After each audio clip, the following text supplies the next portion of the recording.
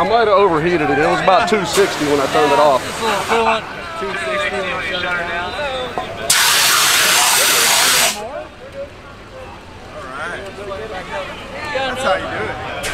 Coolant temp was 265 when I turned it off. It was done. Puddle under the car. Hey, do it for Jeff. You guys got to vote. This is for a free set of Nano tires and $100. So we got the Corvette versus Silverado. Who thinks the Silverado won it? That's pretty good. All right. Who thinks the Benjamin C6 won it?